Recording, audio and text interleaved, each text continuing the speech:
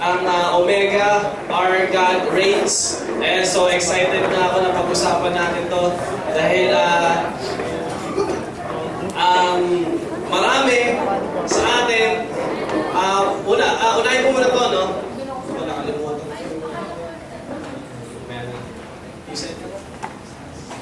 Ayan, okay.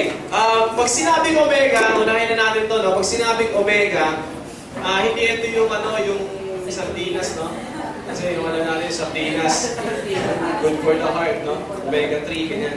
So hindi yun. So ang Omega, ito po ay huling letra ng Greek alphabet. Di ba may alpha, beta, and so on and so forth. And then yung pinakahuling letra niya is tinatawag na Omega. So, sa ibang meaning naman, ang ibig sabihin ng Omega ay Philippine. Omega means extreme end or final part. So, ngayon, ang pag-uusapan natin ngayong buong month na to at dinati natin sa 3 week. And then, bali 4 na week siya, pero yung ating pang-4 na week o pang-huling week ay may kinugnayan pa rin dito sa ating discussion. Pero ang highlight natin talaga is yung first 3 weeks. So, ayan, pag-uusapan natin is about the end of the world. Okay?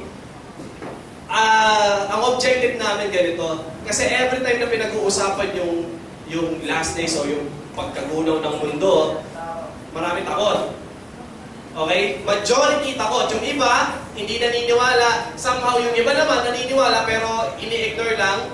Dahil ang sabi nila is, matagal pa naman. Okay? Hindi pa naman sure kung darating ba o mangyayari ba. Hindi pa. Dahil marami na nagsabi. Maraming mga nagsabi na malapit na magunaw ang mundo. At yung iba ay naglagay pa ng date. Pero nung dumating yung date, katulad ng December 21, 2012. Di ba? Hindi nangyari. Tama? Hindi naman nangyari. Ngayon, napakasarap isipin na ang Panginoong Yesus ay napakabait sa atin, napaka-concerned kasi nilagay na rin sa Bible doon na totoo na may last days, no, na talagang mangyayari, yung dapat mangyari sa huling araw, and then i-detail pa natin mamaya. Ang sarap isipin kasi nagbanggit siya ng mga event, ng mga mangyayari, anong dapat abangan, anong mga mangyayari before, during, and after. So, yun yung pag-uusapan natin, about 3 weeks yan. So, ang objective namin, we pray na at the end of this series, no, at the end of every week, ay magkaroon tayo ng panibagong pagtanaw sa ating hinaharap nang hindi takot. Okay? Bagkos na may pananampalataya at pag-asa with hope and faith. Ayaw namin kayo takutin at hindi namin layunin na takutin kayo. At nawa, kung may mga takot, pag pinag-uusapan yung ganitong bagay, o along the way, habang nag-uusap tayo, sisiklabang tayo ng takot na parang, wow, grabe pala, ayoko na mamatay, ayoko ng tatago na lang ako sa ilalim ng lupa. Okay? Pagka may mga gano'n nangyari, hindi yun ang layunin namin. Ang layunin po ng series na to is para makita natin, dapat ba itong katakutan o hindi? Ngayon pala sinasabi na namin sa inyo, hindi dapat katakutan ang pagkasira ng mundo o pagkagunaw ng mundo. Dapat ito'y laging, dapat nga ito'y inaabangan ng marami. Dahil ito ay kumbaga, sabi nga sa Bible, hindi pa nangyayari at hindi na ulit mangyayari. Yun yung description. Ibig sabihin, sobrang walang kapares yung pangyayari doon sa mga huling araw.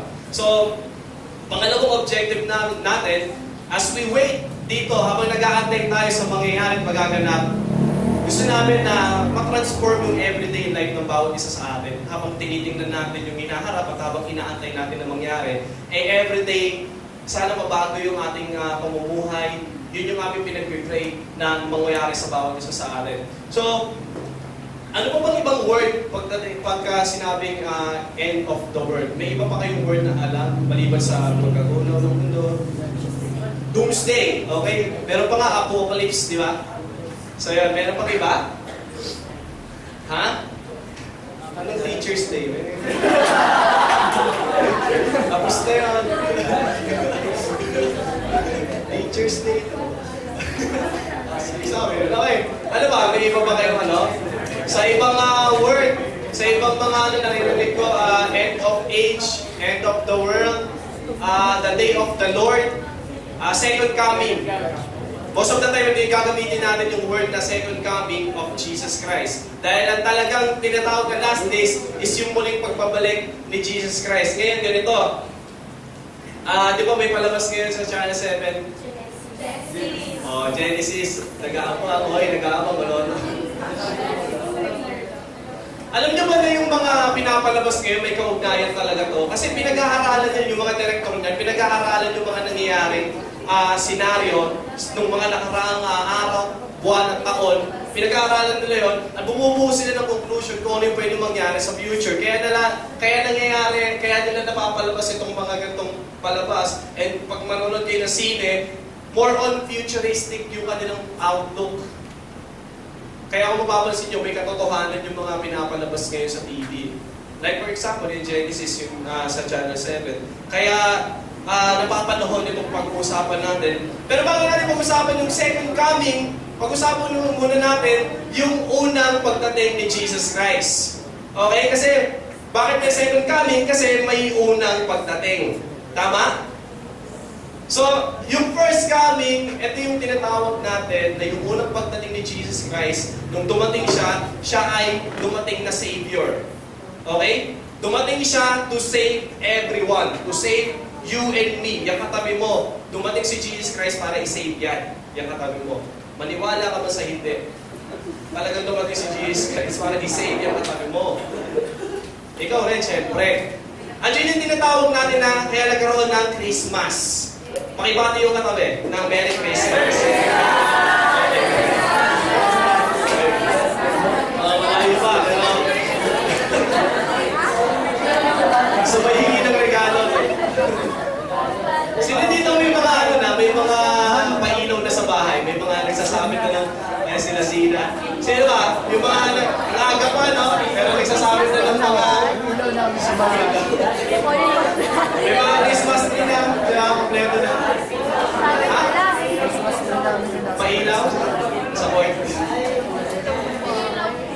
Ayun, so yun yung tinatawag natin na Christmas. Kaya nagkaroon ng Pasko o Christmas dahil dumating si Jesus Christ dito to save us all. Kaya may Christmas. Yun yung first na time na dumating si Jesus Christ. Pero ngayon, yung second coming, yung pagbalik ulit ni Jesus Christ, hindi na siya darating as Savior, kundi darating na siya as Judge. Uhusgahan na yung lahat ng tao. Okay? At yun na yung inaabangan natin. Hindi na siya darating bilang para magligtas ulit, hindi, para husgahan na ang lahat ng tao. Okay? So ito yung pag-uusapan natin. And before we go on, pray muna tayo. Let's pray. Panginoon, hayaan niyo na magkaroon ng siklab yung puso namin pagdating dito sa pag-uusap namin na ito. And somehow, Lord God, gusto namin na although future ito, mahirap intindihin, mahirap pag-usapan, pero naniniwala kami, Lord God, na sa inyong salita, mauunawaan namin ang mga bagay na ito, O Diyos. At Lord, hayaan niyo magkaroon nitong epekto sa aming pang-araw-araw na buhay, O Diyos. Lord, tanggalin niyo lahat ng takot sa amin. Ang ilangkin ko, Lord God, ay kaliwanagan sa aming isipan at panibagong pananaw at Lord, pagtingin, Lord God, sa pagdating ninyo, Lord God, muli. Kaya Lord, samahan niyo kami, Holy Spirit, samahan niyo kami. Jesus, gusto namin na ikaw may taas po sa aming pag-uusap. Thank you po, Panginoon. Yan po ang aming prayer in Jesus' name. Amen. Okay, excited na ako. Okay, excited na ba kayo? Okay, sige, pag-usapan natin. Mahalaga, masagot muna natin yung unang katanungan. Ito yung pinakamahalaga dapat masagot. Ito yung tanong, pakita mo, Philip. Magugunaw nga ba talaga ang mundo? Ang sagot ay yes. Isang mabilis na sagot lang, yes. Bakit?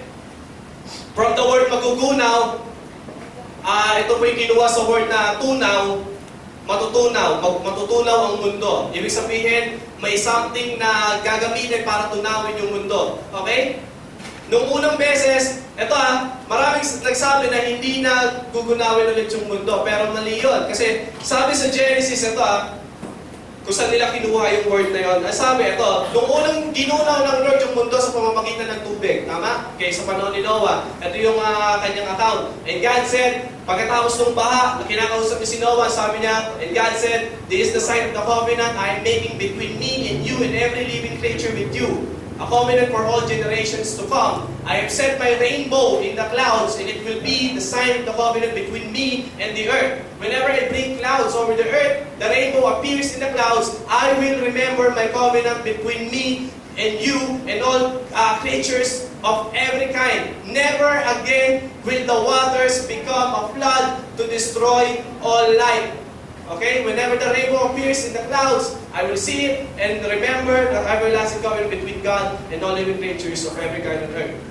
May katotohanan yung sinasabi nila na hindi na gugunawin ulit yung mundo by water. Ang sabi noon, hindi na ulit sa pamamagitan ng tubig.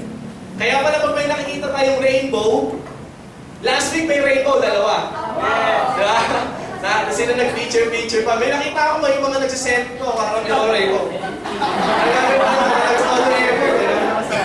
Kasi parang kayo lang ulit nakakita ng ibang kamakong na rainbow. So yan, di ba? So, yung pala ay covenant, tanda ng pagkasunduan natin sa Panginoon. Nangako siya na hindi niya na ulit gugunawin ng mundo through water. Okay, hindi na sa pamamagitan ng tubig. Kaya tama yung sinabi sa kanta, there is always rainbow after the rain. Okay. Diba? So pag nakikita niyo yung rainbow, dapat nagpapasalamat tayo sa Panginoon. Kasi, wow Lord, thank you dahil pinahinto niyo yung ulan, pinapatunayan niyo lang nakatoko kayo sa inyong salita na hindi niyo nagugunawin yung mundo sa pamamagitan ng tubig. Dahil lagi pagkatapos ng ulan, may rainbow, yun yung palatandaan na hindi niya na itutuloy yung ulan, pahihintuin niya lahat ng ulan. Kahit gano'n pa yung katagal, kahit ilang tuntoy pa yan, hindi na gagawin ni Lord John. Sa tubig! Okay? Take note sa tubig. Ngayon, sa John 14:1 and 3, ito sabi, do not let your hearts be troubled. Trust in God. Trust also in me. Si Jesus po yung nagsasalita. In my Father's house are many rooms. If it were not so, I would have told you. I am going there to prepare a place for you. And if I go and prepare a place for you, I will come back and take you to be with me, that you also may be where I am. Sabi ng Lord, babalik siya ulit para kunin tayo. Okay?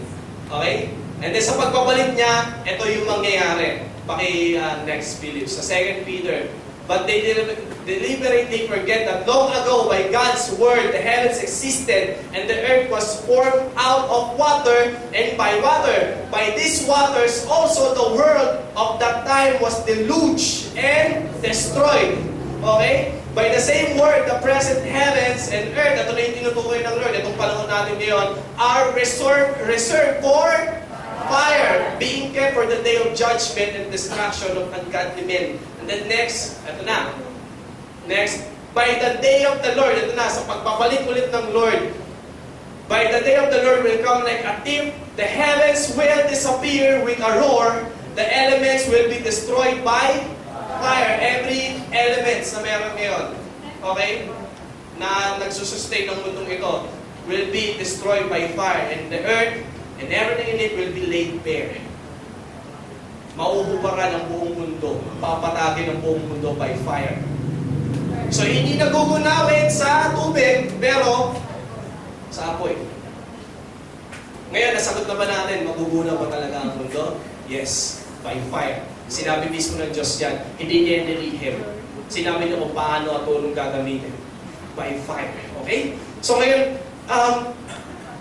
pag-usapan natin, ngayon alam na natin na magugunaw pala ang mundo. Wow!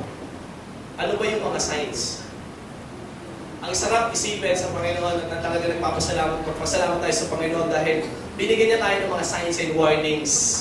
Okay? Para malaman natin na malapit ng maganap itong pagkunaw ng mundo, yung muli niyang pagbabalik. Kaya ang ating first series sa pag-uusapan ngayon ay Validity. Okay? Because we will show you valid signs and valid proof para mapatunayan na talagang ang Lord ay padating na. Okay? Hindi man natin alam kung kailan ang eksaktong date, pero nagpakita siya ng mga signs para tayo ay makita natin yon at makapaghanda tayo. Okay. So Matthew 24, 3 to 14. As Jesus was sitting on the Mount of Olives, the disciples came to him privately. Tell us, they said, when all this happened, when will this happen? And what will be the sign of your coming and of the end of the age? Ito, nagtatanong yung mga disciples, ito rin yung ating sariling tanong ngayon. Jesus answered, "Watch out that no one deceives you, for many will come in my name, claiming, I am the Christ, and will deceive many." Next. You will hear of wars and rumors of wars, but see to it that you are not alarmed. Such things must happen, but the end is still to come. Nation will rise against nation, and kingdom against kingdom. There will be famines, earthquakes in various places. All these are the beginning of birth pains. Then you will be handed over to be persecuted and put to death, and you will be hated by all nations because of me. And that time, many will turn away from the faith and will betray and hate each other, and many false prophets will appear and deceive many people. Because of the increase of wickedness, the love of most will grow cold. But he who stands firm to the end will be saved. And the gospel of the kingdom will be preached in the whole world and as a testimony to all nations, and then the end will come. Pansinin niyo yung huling word, and then the end will come. Doon pa lang darating yung katapusan. Pero nagpakita mo rin siya ng mga signs. At yun yung isa-isahin natin. Ano-ano ba yung mga signs? Nangyayari na ba ito ngayon? Tingnan natin. Handa na ba kayo? Unang signs, dapat dating na ang Lord. Unang sign is false Christ. Sabi yan sa verse 4 and 5. Basahin natin again. Watch out that no one deceives you, for many will come in my name, claiming, I am the Christ, and will deceive many. Okay, pakita natin yung video, Philip. Okay, sabi mo, handa ka na, di ba? Hindi, video muna. Okay, panoorin natin to about false Christ.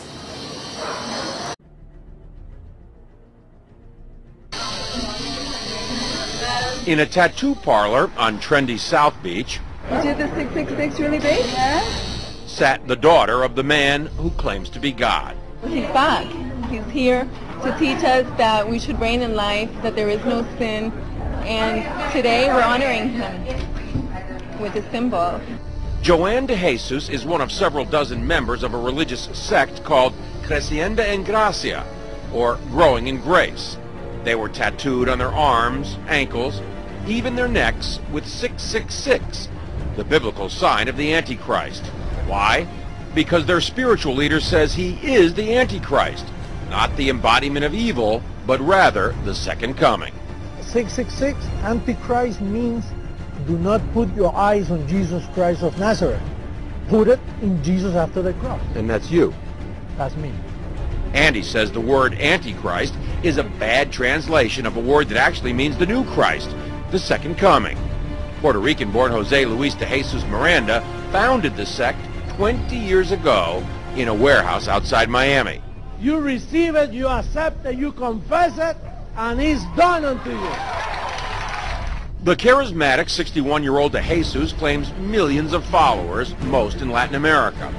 His sect does have hundreds of churches, cable TV stations, and says it brought in $1.4 million in donations last year.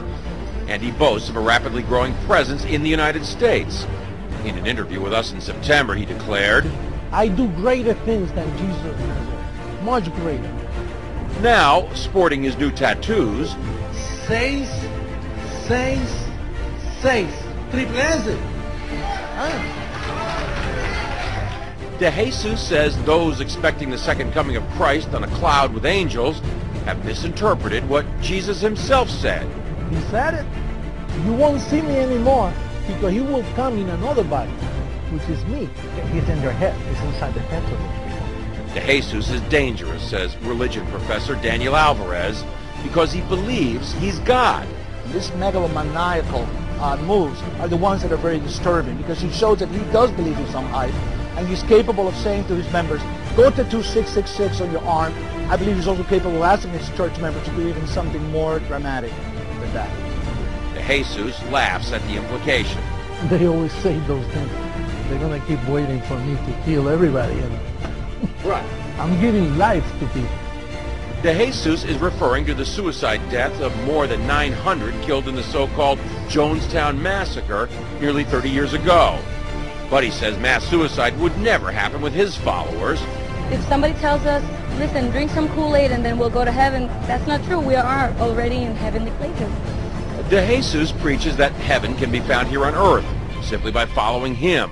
There's no sin and there is no hell. And that's part of why he's attracting so many followers. But marking your body with 666 seems an unusual way to show you're a Christian, even unnerving the tattoo artist. I see you're wearing a cross. Protection. John Zarella, CNN, Miami Beach.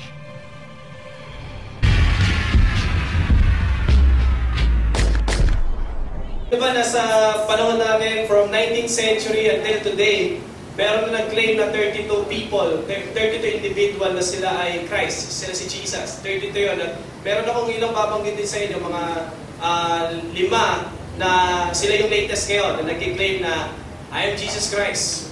Okay? So, una nga yun, labas mo yung unang picture, siya si Jose Luis de Jesus Miranda. Okay? Siya yung Jesus ng Latin America.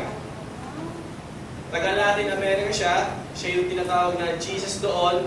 And then, meron siya mga 2 million followers, sabi. 2 million followers. Okay? And then, next picture, ito pa, si Alan John Miller. Okay? Siya naman ang Jesus ng Australia. Okay? Meron siyang 40 followers and counting pa. 40 lang. 40 followers. And then, kasi latest lang, ika-umpisa niya lang. So, 40 and above. Pataas ng pataas. And then next, si Henry Cristo. Ang tawag sa kanya ay Henry Cristo. Pero ang totoo niyang pangalan ay Alvaro Teis. Siya naman yung Jesus ng Brazil. 30 plus followers, mostly babae. Yung kanyang mga followers. At ang tawag niya hindi followers, kundi disciples. Ha? Jesus. Okay. And then, next, si Sergi Antaliovich Toro. Jesus ng Siberia. Okay, siya naman ay merong, doon sa lugar nila sa Siberia, meron siyang 2,000 followers, pero worldwide, meron siyang 5,000 followers, worldwide. Pero sa lugar niya, meron siyang 2,000 followers. Okay? So, iba-ibang Jesus ito. And then, si Wayne Bent, Jesus of New Mexico. Hindi yung terorista. Meron siyang church, founder siya ng The Lord Our Righteous Church. So, ang kanyang follower ay 50 and counting. So, siya. And then, syempre, papatalo ba ang Pilipinas? Ang pinakasikat ngayon ay si Apollo Kibuloy. Ayon sa pag-aaral, siya ang pinakasikat na Antichrist. So, hindi siya Antichrist, sorry. Siya ay false Christ. Okay? Naniniwala siya kay Jesus, kaya na sinasabing siya, si Jesus. Okay? Kilala niyo ba ito? Si Apollo. Okay, so, sabi siya ang pinakatagumpay sa lahat ng nagsasabi na siya si Jesus. Siya ang pinakatagumpay dahil meron siya 6 million followers worldwide and counting. Okay? Hindi magpapatalong Pilipinas pagdating sa ganyan. So, number 1 sign pa lang ito, false Christ. Okay? Number 2 signs is sinabi ni Jesus, wars and rumors of wars. Magkakaroon din ng gera at usapan o mga chismis, mga usap-usapan tungkol sa gera. At nangyayari na ito ayon sa verse, pakita na yung verse 6, you will hear of wars and rumors of wars, but see to it that you are not alarmed. Such things must happen. Ang sabi ng Lord, mangyayari talaga yun. Kailangan mangyayari yun, but the end is still to come. So, ibig sabihin, nangyayari na at may mga nangyayari na, nagsisimula na. So, banggitan ko lang ngayon ng ilang mga nagpipintong gera. Ngayong taon lang nag-exist. Unahin natin yung China versus Japan. Yan ay nagsumikap yung kanilang pag-aaway since January 2012. Ang pinag-aawayan nila ay isang isla na ang tawag is Sincaco Island. Pinag-aawayan nila yon, pinag-aagawan nila. So ngayon, nagbantaan na sila, pag hindi kayo umalis dyan, gagarahin namin kayo, ganun din sa kabila. Pag hindi rin kayo umalis dyan, gagarahin namin kayo. And on March 30, 2013, North Korea versus South Korea naman. Okay? Ang kanilang pinag-aawayan ay territorial issue naman. Dahil lang, kung mapapansin yung mapa ng North and South Korea, magkadikit lang yan. Parang pader lang yung kanilang pagitan. Nagagawa sila, gusto sakupin ng North yung South para maging isang buong bansa sila. Okay? So, this is for 2013 lang Hindi pa nababalitaan yung mga nakaraan dahil hindi na siguro masyado binalita at may mga latest ngayon na dumadaan pa at dumating pa. And then April 4, 2013, North Korea versus South Korea and America. Alam naman natin na nakialam na yung Amerika dahil sabi, kapag anytime na ginera nyo yung South Korea, tutulong kami mga Amerikano sa South Korea. So sumali na rin ang Amerika sa gulo. And then August 16, 2013, Philippines versus China naman. Hindi ito sa basketball Baka sa katalayan yung basketball. Gera ito. Gera. Okay? Alam natin kung anong pinagtatalunan, di ba? Spratly Island at yung Scarborough Shoal. Okay? So, pinag-aagawan na yun. At sabi, yung China ay nagtayo na ng base militar doon sa mismo Scarborough Shoal para yung mga tao doon na pupunta, yung mga Pilipino ay pwede nang kirahin anytime. At sabi kanina, sabi ni Pastor Alfred, merong nakatutok na 19 missiles sa Pilipinas, nakatutok galing sa China, at anytime pwede na nang paputukin dahil nakatutok ito sa 19 missiles. Nakahanda ng paputukin anytime sa kudyatan ng kanilang diktador. So, malapit nang mangyari. So, and then, meron pa August 16. Okay. Nangyari naman ito. Sumali na, next mo, China, dahil nagkakaroon ng matinding gulo, yun pa rin ang issue, yung dalawang island. Sabi nung China, sabi ng Russia, tutulungan namin yung China pagka nagkaroon ng gera. Ang sabi naman ng Amerika, tutulungan namin yung Pilipinas kapag nagkaroon ng gera. So, buhay ito. 2 versus 2 ito, tag team. Okay? Bakit kayo natutuwa? Gera ito. Gera pinag-uusapan natin. Gera. So, August 24, ito yung pinaka-latest na pwede natin mabanggit ngayon. Syria versus America, Syria versus Iran versus America. Alam naman natin yung nangyaring chemical attack. Nung nakaraang gabi, nanonood ako nung mga yung chemical attack na ginawa ng Syria sa kapwa nila, kababayan. At kung panoorin yung mga video, siguro wag na talaga nakaka-disturb. Kahit gaano ko yung matatag na tao, pag napapanood yung video, lalo na yung mga bata na dahan-dahan na nawawalan ng hininga and then nangingisay dahil yung chemical na pinasabog doon. Hindi lang basta bomba, kundi yung chemical kumalat sa hangin at nalanghap ng mga tao doon. Ang daming namatay. So dahil doon, nagalit ang Amerika at sinabi nila na gagawin nila yung ginawa nila sa Iraq. Alam naman natin na sinakop ng Amerika yung Iraq, tama? Ganon din yung gagawin nila sa Syria. Pero sabi ng Iran, huwag niyong gagalawin ng Syria. Dahil pag ginalaw niyo yung Syria, papipilitan din kami pumorma. So, this is the latest and then marami pa. Kayo na lang ang makibalita. Pero ito, so nangyayari na. Okay? Yung pangalawang sign ay nangyayari na. And then next, yung nation, ito yung pangatlong sign. Nations will rise up against nations. Okay?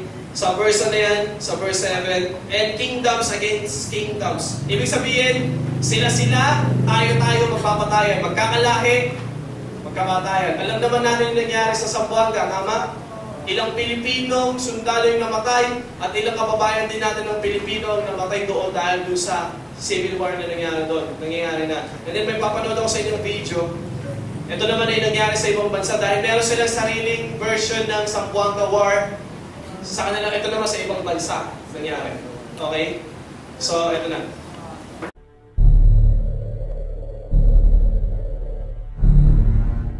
Laura, I understand you're on embankment on the river, just steps away from where the protests are now. Earlier we saw you in the heart of London. The protests have marched towards Westminster and the Houses of Parliament. Tell me, what do you see there at the moment? Well, Well, you're right, Rory. I'm about 300 metres away from the main protest. You might be able to see remnants of it just behind me here. The main protest is taking place right in front of the Houses of Parliament where police have cordoned the protesters into an area. It's a little bit scrappy there at the moment. There's a sort of small outbreaks of violence, protesters trying to break away from the main group. And the police, for a large part, letting them. They're also making their way up just over here towards Trafalgar Square. Let's take you overseas now to Greece, where workers have taken over the streets of Athens today. That's tear gas you see there. Protesters clashing with police. Some in the crowd threw Molotov cocktails and police responded. The hostile scene sent some Christmas shoppers running for cover. Now, demonstrators are furious over the Greek government's austerity measures. And Ariane McMillan is watching the story. She's watching it from London, but has more detail on the protests. And those are our latest pictures. What's the latest information from Athens this morning? Heather, around 15,000 people are on the streets of Athens this morning, or this afternoon. Police are using tear gas against demonstrators, throwing Molotov cocktails and starting fires outside Greek Parliament. There are reports of a former cabinet minister being attacked by a mob who hit him in the face, threw a bottle at him. Now, the Egyptian army has started arresting anti-government protesters in the center of Cairo. It marks a change of approach by the military, which previously wasn't intervening in clashes between supporters of President Mubarak and anti-government demonstrators. 5 people are reported to have been killed in a morning gunfight in Cairo's Tahrir Square. That follows a day of heavy violence in which hundreds were injured. The country's braced for more trouble as it enters its 10th day of unrest. Haji's Polis leader has more from the Egyptian capital. It's been a night of unrest here in Tahrir Square in downtown Cairo as those pro-Mubarak and anti-Mubarak supporters take on one another in front of the Cairo Museum. There have been Molotov cocktails thrown. There have been people lifting road signs out of the road to use the poles to fight one another. There are people that have formed almost some kind of system where one carries buckets of stones and then moves back and reinforces the next. That violence showing no sign of abating. Police state that's what many protesters here in Toronto, where the G20 Summit of Economic Leaders is taking place, have called it. $1 billion spent on security, 20,000 officers deployed, officers who left this car after it was attacked by protesters who have since written on it, police state, which is what many have characterized it. Out here on the streets of Toronto, protests have been going on all day. They've really been going on all week, but they've culminated today, which is when the actual G20 summit began. Now, many of these protesters were peacefully marching, rallying for various causes that they believe are not being heard by the leaders who are meeting here in Toronto. Many are still surrounding me, although the actual protest ended officially a while ago, ended by riot police. These protesters wanted to get down to the 5-kilometer-long fence that's 12 feet high in order to bring their messages to these economic leaders. They did not make it there. They were stopped blocks away by riot police. Now, behind me, this is another one of the cars that protesters wearing all black, according to witnesses, attacked, and it was surrounded by riot police who eventually backed off and gave it up, and the car has been taken over by protesters. Some that were speaking to me said, hey, we paid for it. It's ours now. It's the least we can do it's the least we get after all of this taxpayer money has been Earthquakes, famines, pestilence, fearful event, and great signs from heaven will appear. So sabi sa, pakita kami verse, Philip. There will be famines and earthquakes in various places. And then sa Luke 11:21, there will be great earthquakes, famines, pestilence in various places, and fearful events and great signs from heaven. So, again, I will show you a video na nangyayari na itong mga bagay nito. At gusto ko ito yung panoorin din ng gusto dahil hindi... Well, take a look at the pictures there, Rosemary. Again, you're watching it, they're coming in. That is... unbelievable. Look at that.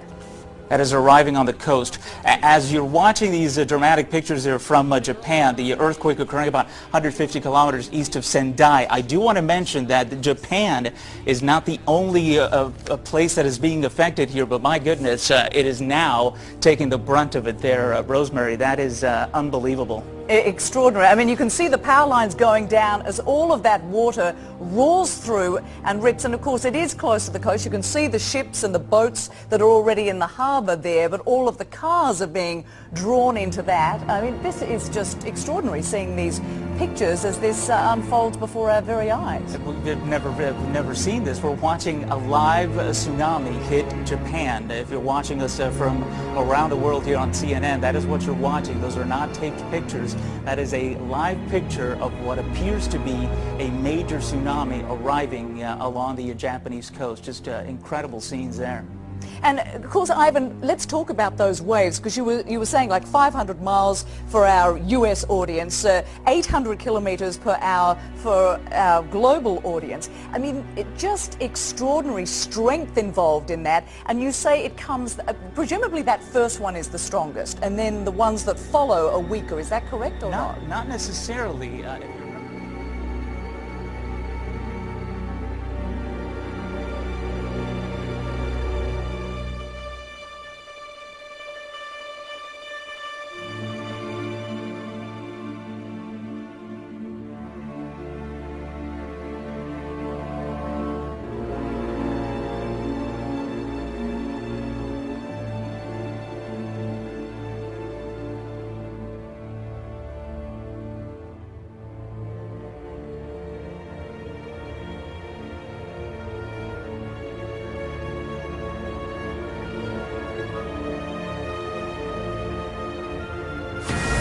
Fox News alert on the world food supplies.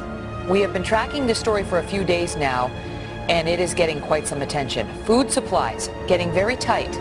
And on the commodity markets, food prices soaring to levels never before seen. Good evening, everyone. As you join us, medical volunteers across South Florida are making urgent plans to get to Haiti, where a cholera outbreak is continuing to claim more victims.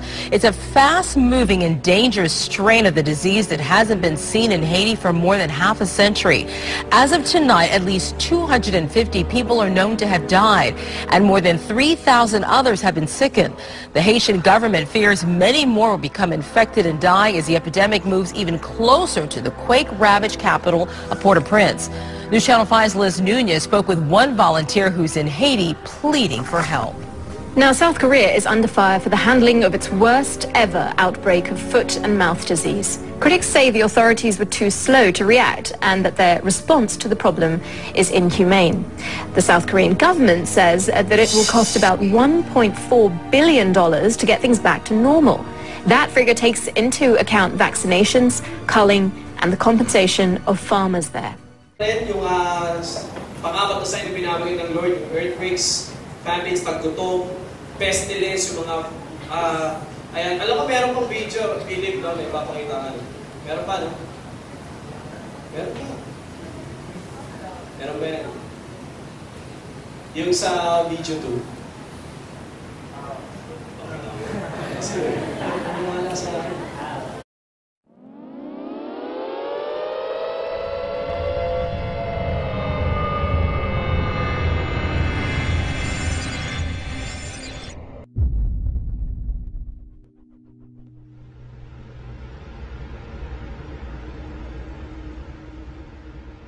Powerful earthquake measuring 6.9 hit Japan late on Saturday night near the town of Obihiro in the north of the country, and was preceded by an early warning broadcast on TV and radio.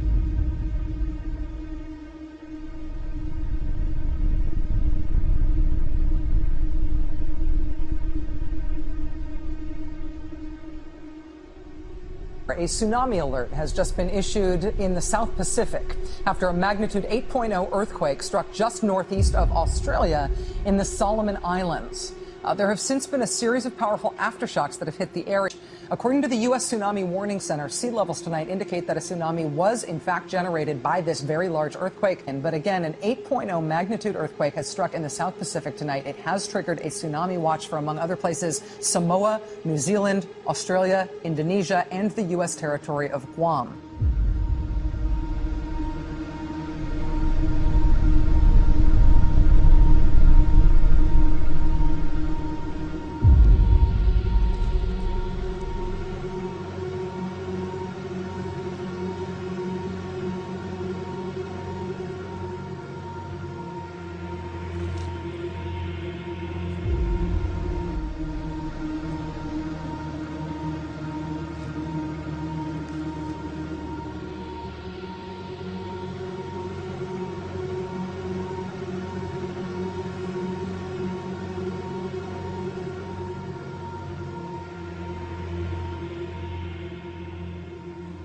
Nature putting on a fiery show like you've never seen before.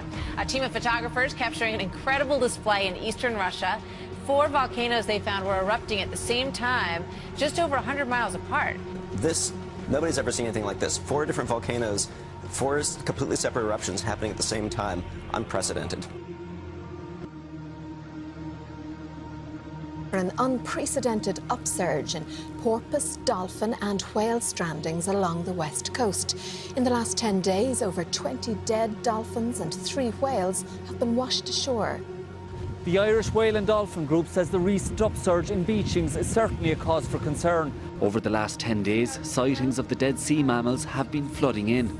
But it's unprecedented, really, to have so much in such a short period of time.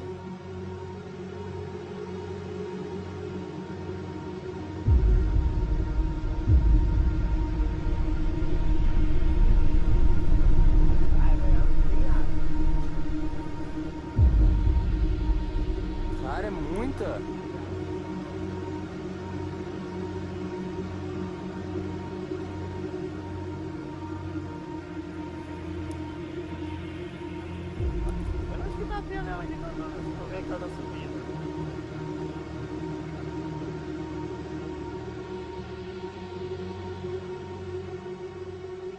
Something going wrong on the earth right now.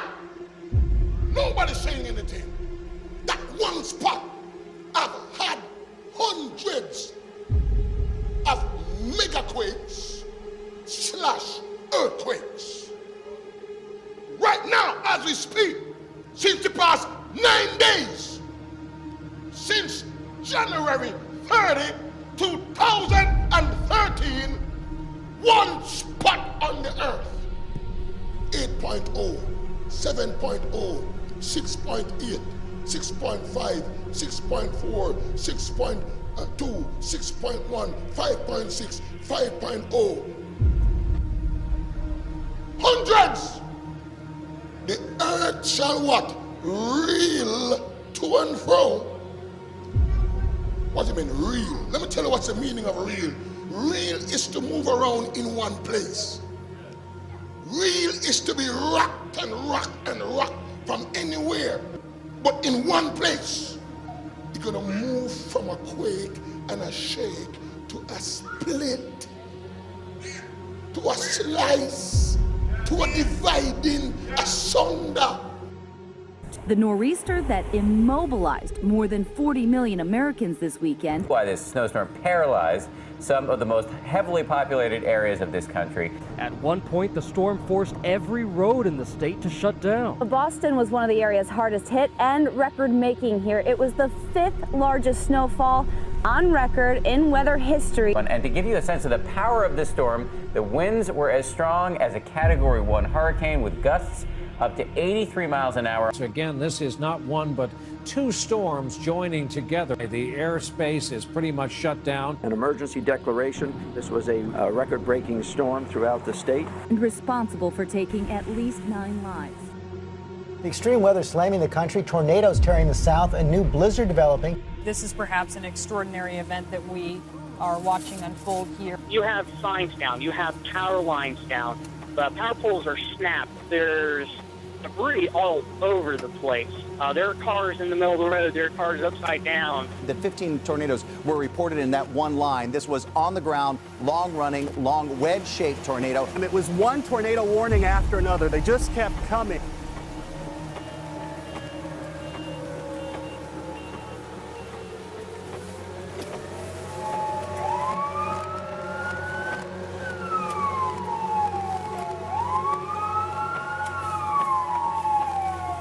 All of a sudden, the sky went dark, and then came the sound of terror. A giant tornado screaming through town. I've never heard it like that. It's usually loud. By the time the tornado hit Hattiesburg, residents say it looked a mile wide. This is not minor damage. This is significant damage.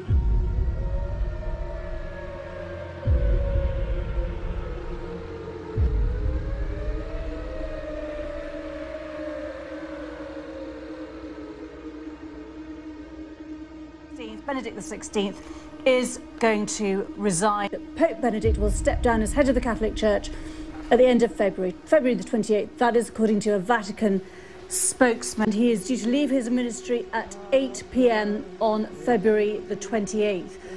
No reason has come into us as yet as to why this resignation is happening. We still do not have any confirmation at all as to the reason for this. The information is very sketchy. It's really not something that's very usual, but what is very, very interesting is that he's actually chosen to resign.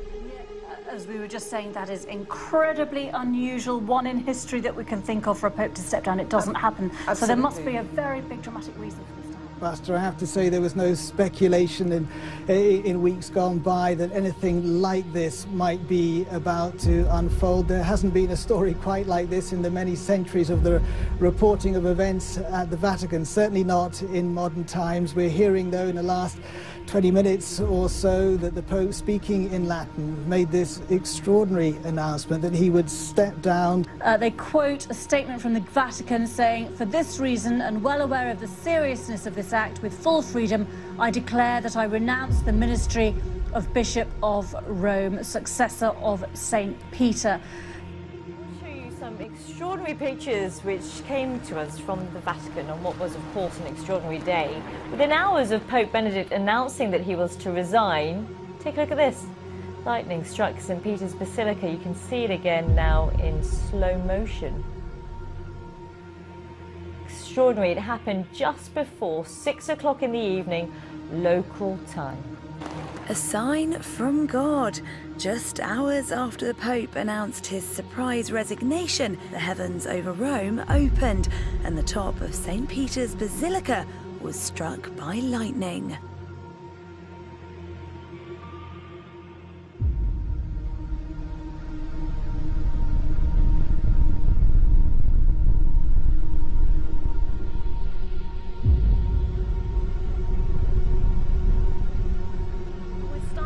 Breaking news this hour. People in the Urals in Russia have seen burning objects raining down from the sky after a meteorite exploded above the Earth, causing a meteor shower. Eyewitnesses reported several blasts rocking the region and as long trails of smoke in the air. Well, remember, imagine you're driving to work on a beautiful, calm Friday morning and suddenly a massive fireball appears out of nowhere in the sky.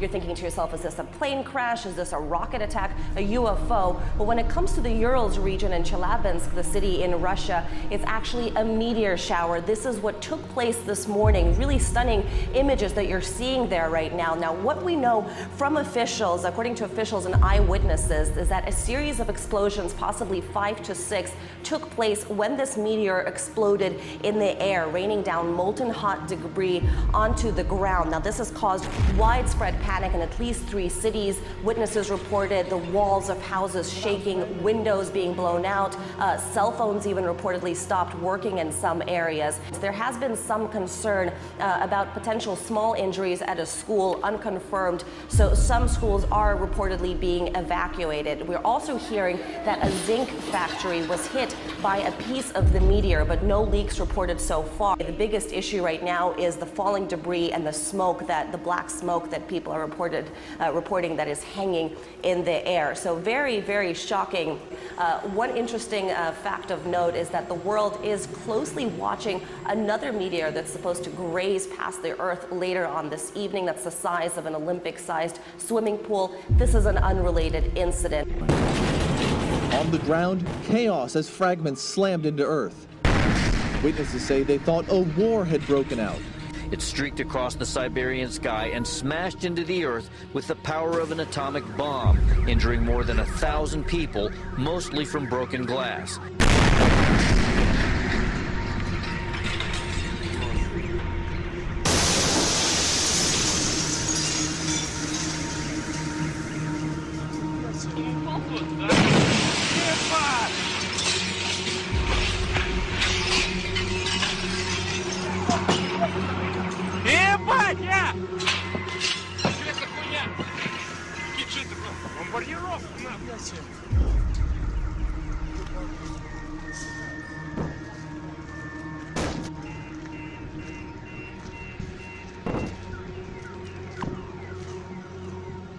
And in a startling coincidence, Earth has had its closest encounter with a large asteroid in living memory this morning. The 45-metre asteroid skimmed past Earth, just 27,000 kilometres away, but it's a record close call. But that's closer than some of our orbiting satellites. Well, it has certainly been a strange 24 hours for things coming at us from space. The giant asteroid that came close to Earth, the meteor that exploded in Russia, and now tonight's breaking news, a meteor streaking across the Bay Area sky. Reports are coming in from around the bay, but mostly on the peninsula. A bright blue light streaking across the western sky at around 7:40 tonight. It was mighty bright up there in the sky. I've seen plenty of meteors over the years, and I don't recall seeing one with such a tail and for quite as bright, I guess, of a light as this particular one was. You can see this wave of green moving up from the peninsula also into the North Bay. That's a sign of some of that unusual activity in the atmosphere. This is not fog.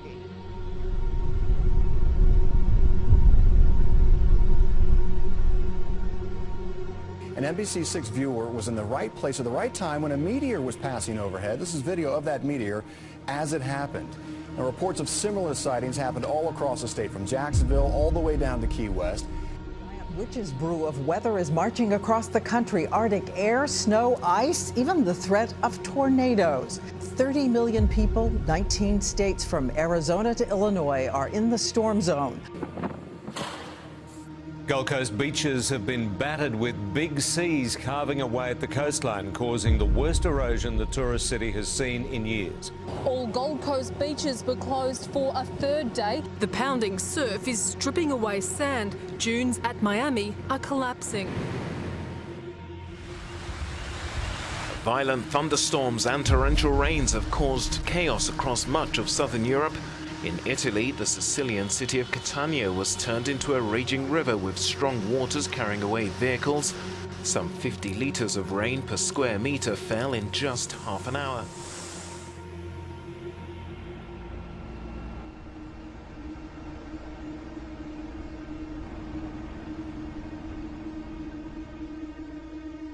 A giant sinkhole or crack or fissure or landslide, we don't know, that happened on State Highway 89 about 5 o'clock this morning. Apparently, the earth just sunk at this point about 5 or 6 feet right on the highway here. We're also told that throughout the morning, it's actually been getting worse. There have been other drops in the earth here. Heavy rain and damaging winds have begun battering parts of northern New South Wales, where residents are on flood watch. Right now it is impacting with rain and thunderstorms, hundreds of kilometres of coastline stretching from Byron Bay down towards Taree. We've had wind speeds of around 126 kilometres. Sydney has been smashed by savage storms with hundreds of homes damaged. The wild weather has stretched from Kiama on the south coast to Kempsey and Grafton in the north. Thousands of residents in Western Australia's Pilbara region are being warned to stay inside as severe tropical cyclone Rusty edges towards land. Winds will reach up to 250 kilometres an hour when Rusty makes landfall tonight or early tomorrow. Torrential rain and massive storm surges are expected. Are we in the time, the season, the moment in time where some of this prophecy is being fulfilled right in front of our eyes? Wars and rumors of war. For nation will rise against nation and kingdom against kingdom. And there will be earthquakes in various places. And there will be famines and troubles. These are the beginnings of sorrows. In fact, I am alarmed at what I see. I have never seen the global atmosphere so charged, so uncertain, so tenuous as it is now. What we're seeing is this inundation of earthquakes, and we're getting 7 point something on the Richter scale almost on a weekly basis. I've never seen that before. I mean, yeah, we get 1 or 2 of these things, but not every week, and not all over the planet. And we go back to that prophecy, earthquakes in various places. We're seeing these things every single week, and they're not going away. They're almost burgeoning. Now, the earthquakes are only one dynamic of it.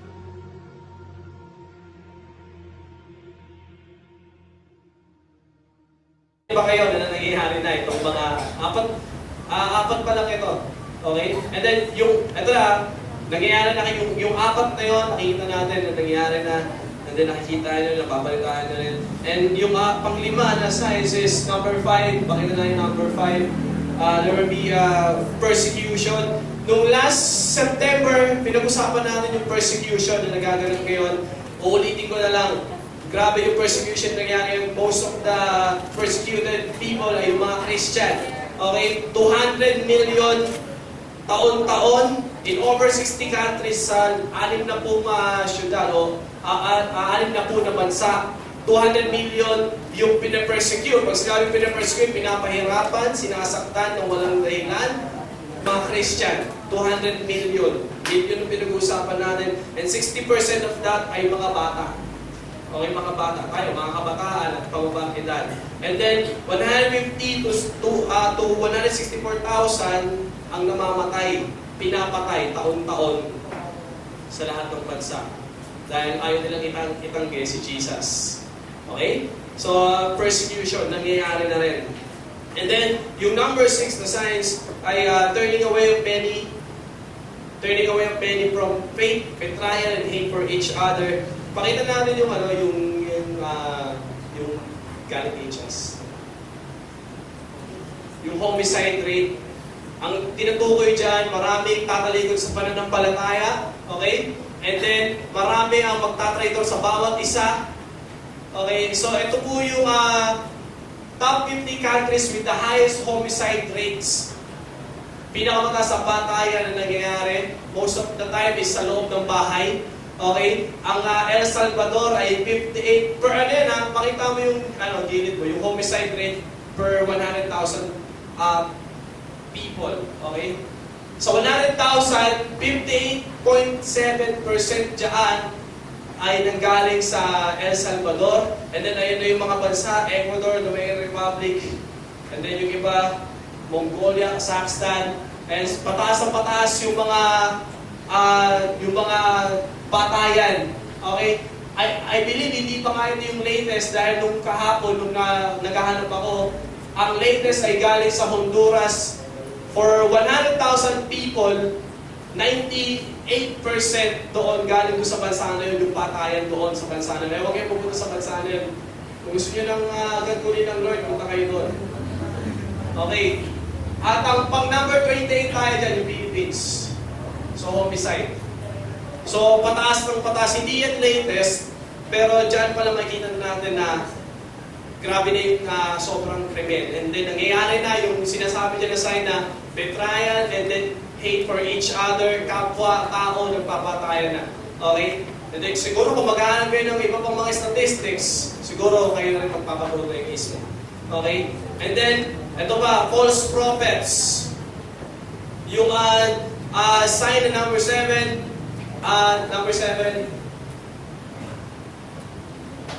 false prophets. Iba yung false Christ, makinig kayo, tingin sa akin. Iba yung false Christ sa false prophets. Pag sinabing false Christ, sila yung mga tinatawag na, yung false Christ, sinasabi nila talagang sila yung Christ. Yung false prophet, sila yung nagtuturo kung saan yung Christ. Yun yung prophet, mga propeta. Okay? So sila yung mga false religion. Sila yung mga false na nagtuturo ng salita ng Diyos. Paano mo malalaman? Patunayan ko na sa inyo na nangyayari na ito. Paano malalaman kung ang isang religion ay false? Kapag ka, ganito lang, simple lang, para malaman natin, para kapag ka may na-encounter kayo na nagtuturo ng Bible, hindi nyo tiyak kung siya ba ay false religion or not, simple lang para malaman. Kapag sila ay nagtuturo ng Jesus, pero may iba pang Diyos. Tinuturo nila si Jesus, pero may iba pa. Hindi lang si Jesus ang Diyos, kundi si Santo ganito. At itong mga taong ito ay mga Diyos din. Okay? May mga Diyos-Diyosa po silang iba maliban kay Jesus. That is false religion. Dahil alam natin na si Jesus ay isa lang. Tama? Isa lang ang Diyos natin. Amen ba doon? Pangalawa, paano natin malalaman na false religion o false prophet ang isang tao o isang grupo ay false religion ay hindi siya nagtuturo ng Jesus. Si Jesus sa kanila ay tao lang. Si Jesus sa kanila ay isa lang simpleng propeta, matalino lang, magaling lang magturo. That is false religion. Ang totoong religion, okay, kung din natin yung word na religion, ang totoong religion ay nagtuturo na si Jesus ay nag-iisa lang Diyos. Amen? Siya lang ang nag-iisa. Siya yung namatay sa krus at siya muli yung babalik, yung second coming. So, huling araw, babalik siya para muli tayo. So, yun. And then, alam nyo ba, na meron sa buong mundo, 4,200 tinatawag na religion ang meron sa buong mundo na nahati pa sa maraming subcategorize. Ibig sabihin, ang isang religion ay nahati pa sa maraming parts. So, ang dami na nag-i-exist ngayon na religion and denomination. Okay? So, ang dami nila. At alam nyo ba na merong 55 na false religion, sila yung well-known. Pinakasikat na false religion, sila yung may mga Satan Church o Church of Satan. Sila yung mga well-known, mga kilalang mga false religion, 55. Hindi pa sinama doon yung mga nagtatagong mga false religion. Hindi sinama doon sa bilang na yun. Pero merong mga 55 sikat na nakakalat sa buong mundo. At alam nyo ba na yung 11 doon sa 55 ay nasa Pilipinas? Ulitin ko, yung 55 sa false religion, ay yung 11 doon, ay nandoon, nandito pala sa ating Pilipinas. Okay? So, ang dami nila kumakalat na siya. So, ang daming false prophets na nag-exist ngayon. Okay? So, that is sign number 7 na nagaganap na at nagpapatuloy na maganap at tumadami sila. Okay? And then number 8. Increase of wickedness and love of many will grow cold. Many will grow cold. Many will grow cold. Ayan. Nagugutom na si Philip niya. Ito. So, tataas daw yung kasamaan ng tao. Eto na, kwentuhan tayo. Sino nakapanood ng balita? Kasi kanina pinag-usapan sa small group yung mga bali-balita. Sino dito nakabalita yung tuta? Taas kamay. Yung tuta, yung latest lang, kababalita lang. Yung tuta na tinatanong. Parehas pa tayo nagkapanood yung maliit na tuta na batik? Black and white? Baka iba yung sa inyo na panood nyo. Kasi may iba rin mga balita kasi na ganun din, pero malalaki na yung aso. May mga tuta rin. Pero ito yung latest, yung tuta. Ilan yung tumatapak? Baka iba yung napanood nyo. Okay, tayo may dalawa. So, tatlong kababaihan nito, pinag-aralan na ito ng mga nakapanood ng video at ang alam ko, ayon sa latest news, sabi, mga Pilipina daw yun. Sabi, yun yung latest news. Ang sabi nila, Thailander daw. Okay, so hindi nila alam kung Pilipina ba o Thailander, pero sabi ngayon sa balita ay mga Pilipina daw. Grabing kasamaan. Anong naramdaman nyo nung pinapanood nyo? Kasi sa TV, sinisensored pa eh. Tsaka medyo pinuputol para hindi maiwasan ng parang kasi may mga nanonood ng mga bata. Pero kapag pinanood nyo yung buong video nun, talagang sama ng loob. Sakit sa puso. No? Parang gusto mong gusto mong sa kulutan eh. Diba? So, anong laban ng tuta? Isipin nila lang, anong iniisip nila? Sabi, may ganun daw talagang organisasyon. Binabayaran yung mga kabataan para tapos maglalagay sila ng hayop, babayaran sila, gagawin nyo, tapakan nyo, sipahin nyo, ibato nyo, gawin nyo lahat, pero dahan-dahan nyo patayin. Tapos bibidyohan namin, ikakalat namin sa YouTube. Dahil marami mga tao ngayon ang gusto rin makapanood doon. Most of them ay mayayaman. Gusto nyo na nakakapanood ng mga tortured animals. Grabe yung kasamaan ng mga tao ngayon. And then, sino dito nakapanood? Siguro ng isang kahapon lang yata o nung isang araw, yung bata na binalibag ng kanyang ama 2 beses. Nasa kamay, sino nakapanood? Grabe yung ginawa kasi, ganito yung ginawa eh. Hawak-hawak niya gano'n yung bata. Tapos tinaas niya gano'n, tapos sinampas niya. Hinampas na, as in talaga may buwelo, malakas talaga. Tumalpog yung ulo ng bata doon. Talagang wala nang malay yung bata doon. Yung unang hampas pa lang, wala nang malay yung bata. Pero, bumuelo siya ulit, and then ginawa ulit mas malakas. Dahil wala nang laban yung bata eh. Yung bata ay critical. Hindi ko na alam kung anong balita pa, pero mabuhay man siya, meron siyang brain damage. Tatay yun, tatay niya. Tatay ng bata. 3 years old. Imagine, may kapatid kayong gano'n. Yung tatay niyo gano'n. Anong nararamdaman ninyo? Masasabi ba natin na ang mundo ay pabuti ng pabuti? Ito pa, hindi ko alam kung ilan sa inyo napanood ko lang doon sa Facebook. Pinagkumpara yung tao at hayop. Yung napanood nyo yung hayop, yung aso na sagasaan, tapos may tumating na isang aso, and then tinabid ng isang aso na yun, yung kapwa niya aso, tinabid niya. So sa gitna ng kalsada, napanood nyo yung video na yun, yung heroic dog na tinabid talaga. May nangyari ka ng tao naman, 2 years old na bata, siguro napalabas ng sa gate ng bahay, and then naglalakad sa kalsada, kita-kita ng CCTV, nabangga, buhay pa. Nandun siya sa pagitan, nasa ilalim siya, nasa pagitan siya ng 2 gulong. Sumilip yung driver, and then pinaantar niya ulit, ginulungan niya. Pero buhay pa kasi ang ginulungan lang yung paa. So medyo gumagano pa yung bata, parang humihingi ng tulong. May mga dumaan na dahil kasado yun, may mga dumadaan, and then tinitingnan-tingnan, yung iba humihinto, and then tuloy ulit, iniiwasan lang. Pero yung bata na gumagano-gano na humihingi ng tulong. Pero pag dumaan na isang magtatapon ng basura kasi malapit sa basurahan yun, tinignan lang, and then nagtapon ng basura, and then umalis. And then ito pa isa. May dumaan ulit na isang pagsasakyan, sinagasaan pa ulit. And then bumalik yung nagtapon ng basura, siguro na konsensya na. Bumalik, and then tinignan yung bata, buhay pa.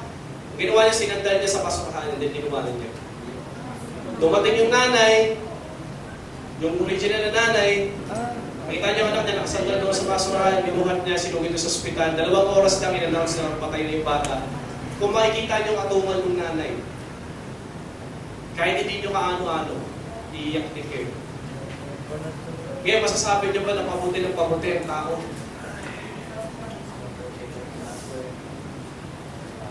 Kaya nangyayari na, tama? Nangyayari na ito. Hindi na lang nababalita ngayon yung mga Siguro sa YouTube, kung mag-observe ba kayo, ang dami puro bad news. At karaniwan tao involved tayo. Pasama ng pasama will increase yung wickedness. At ito pa isang sign na sinabi din dyan, maraming manlalamig. Kaya mga Kristiyano na nandito, lalo yung mga matatagal, nakakaramdam kayo ng panlalamig, huwag kayong mag-alala sa inyo. Malapit na tumating ang Lord, kaya wala nang nalalamig kayo.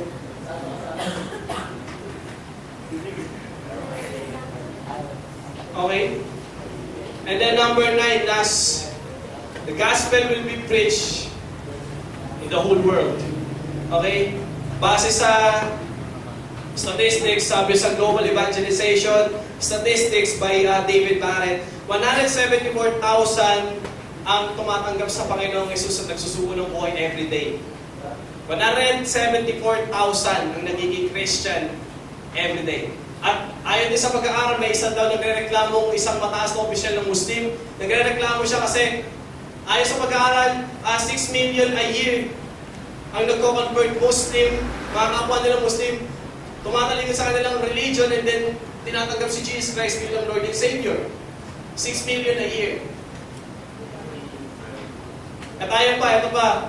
Sa buong mundo, 65% na ang naabot ng salvation o ng kaligtasan. Dahil marami tayong mga misyonaryo ngayon na pumupunta sa mga tribo, mga bundok para lang i-share si Jesus Christ. 65% na and counting. Kaunti na lang at buong mundo ay masishare ng gospel. And then yung sumunod na verse, pakita mo nga yung verse na yan, Philip? Yan. Okay? And then, the end will count. Pag na-share na buong mundo at na bahagi na salita ng Diyos, then the end will come. Ang ating pinag-uusapan pa lang, mga kapatid, ay mga signs. Hindi pa ito yung end of the world, mga senyales pa lang.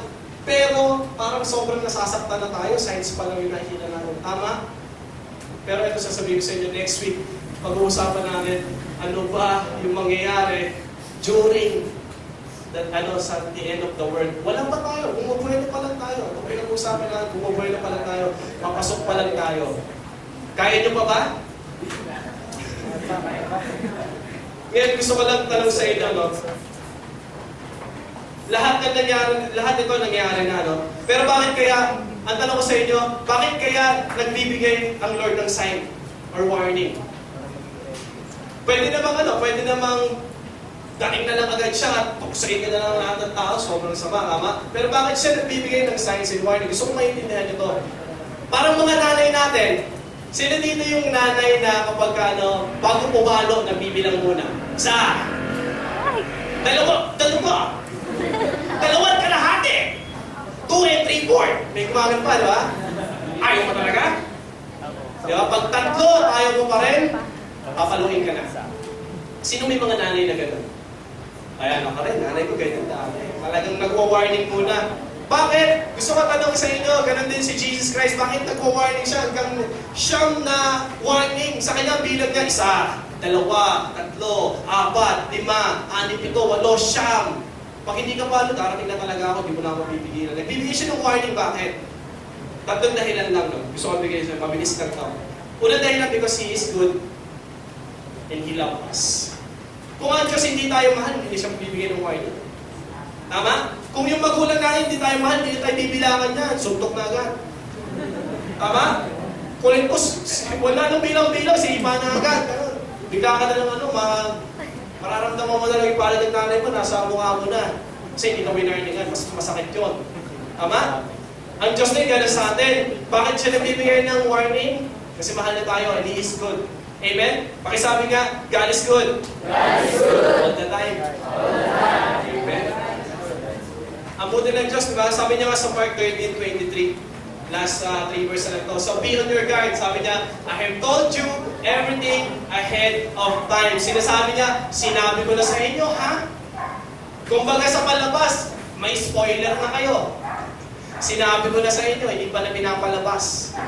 Ibig sabihin ng Lord talagang concern sa atin. Sabi niya, be on your guard. Concern na concern, o maghanda kayo. Huwag kayong paano dyan. Talagang pabetik-betik sa buhay. Okay? So, ang buti ng Diyos. Amen? Amen. Number 2, for us to be prepared.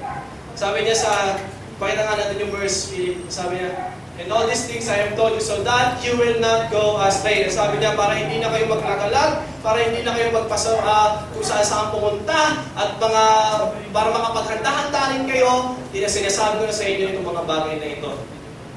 Para makapaghanda tayo. Amen ba? Sa ating fourth Sunday o fourth series, pang-apat na week natin, pag-usapan natin anong preparasyon ng ating gagawin. Pero for now, I want you to know na bakit siya nagbibigay ng signs and warning, kasi gusto niya na maging handa tayo. Ayaw niya tayong abutan. Ayaw niya tayo na abutan niya na walang ginagawa. Amen ba? Ayaw niya tayo maging ignorante. Gusto niya maging tayo prepared. Amen. Amen ba? Sino dito yung nadapa ng sobra kasi hindi niya pinaghandaan? Kasi nakita niya naman pwede siya madapa doon, pero okay lang, tumakbo pa rin, and then nadapa, gumulong, and then nasaktan, sinisi niya pa yung nakaharang doon. Sino may gano'n, di ba? May mga gano'n, di ba? Pero nakita niya naman, di ba? Pero hindi niya pa niliwasan. Minsan gano'n tayo. Ayaw ng Diyos na mangyari sa atin yun. Sinasabi niya na para baka iwas-iwas na tayo, mga handa-handa naman tayo. Amen ba? Ang buti ng Diyos, di ba? Ang sweet ng Lord. Bago pumato, nag-warning muna. Amen ba? And then lastly, to reignite our walk with Jesus. Pag sinabi reignite, sa atin na mga nandito, last na to. Tingin kayo sa akin, last na to. Bakit siya nabinigay ng science? Bakit niya binigay yung siyam na yun? Pwede niya namang hindi na lang gawin. Pero binigay niya pa rin yung siyam. At least, doon sa pang-siyam, makatingin ka na at mapansin mo. Bakit ganon? Kasi gusto niya na pag sinabing reignite, buhayin mo ulit yung apoy na umaandap-andap na dyan sa puso mo, sa pag-ibig mo sa Diyos. Sa mga kabataan na nandito ngayon na medyo nawawala sa Panginoon, nanlalamig, parang ayaw nang pumunta ng church. Pumupunta nga ng church, nakayuko, naghihikab, inaantok, walang gana. Di ba? Gusto niya na ma-reignite. Pag nakikita na natin guys, gising. Literally gising. Nagising niyo yung isip niyo. Pinakita ko na sa inyo yung siyam na sign at nangyayari naman talaga. Okay? So every time, pag labas ko dito, nakakabalita kayo ng mga ganyan, and then para sinasayo sa sama naman nangyayari, natural, patating na ang Lord eh. Ang tanong, anong gagawin mo? Reignite your walk. Pag sinabing, reignite, gisingin mo yung natutulog mong puso sa pag-ibig mo sa Diyos. Kung ayaw, minsan ang problema sa atin, alam na natin itong bagay na ito. Siguro may ilang mga tao dito na alam na ito na padating na ang Lord. Pero ang ginagawa na, ang tanong, anong ginagawa natin? Di ba? Wala. Bendix, relax. Yung huling sign na sinasabi, yung may kakalat ng gospel sa buong mundo. Bakit 65% lang nagtaka ako? Bakit? Kasi yung mga Kristiyano ayaw mag-share. Lalo na din sa church. Ayaw mag-share sa school. Nahihiya. Di ba? Kaya I challenge every one of you. God is good. God loves us. And He wants us to be prepared sa pagdating niya. Pangatlo, check natin yung sarili natin. Lalamig ba yung puso natin sa Panginoon? I challenge you today. Ngayon alam nila na padating na ang Lord eh. Bakit? Ito tayong magpa-relax sa buhay. Go on to your life, pero lagi niyong iisipin, ang Lord padating na, ayusin ko yung puso ko sa Panginoon. Yung mga hindi na nakakapag-pray dito, o yung ang prayer is, Lord, thank you, amen. Araw-araw, ganon. Di ba? Yung mga hindi nakakapagpasa ng Bible, bakit? Sobrang busy. Nandun na ako, busy kayo. Sino bang hindi? Magbigay kayo ng panahon sa Panginoong Jesus. Amen? And then lastly, mag-share kayo ng gospel. 65% pa lang, oh. Tulong naman tayo. Di ba? Para medyo mapaaga naman yung pagdating ng Diyos. Amen ba? Sure. Lalo na sa mga magulang nyo. Alam ba ng mga mahal sa buhay na padating na si Jesus Christ? O kayo lang nakakaalam ayaw sabihin? Alam nyo, kung meron man kayo sikreto dapat sabihin, yan yun. Sabihin nyo, padating na si Jesus Christ. Kailangan na natin tagapin si Jesus Christ bilang Lord and Savior. Please do so. So yun lang. Let's all stand up and then we will pray.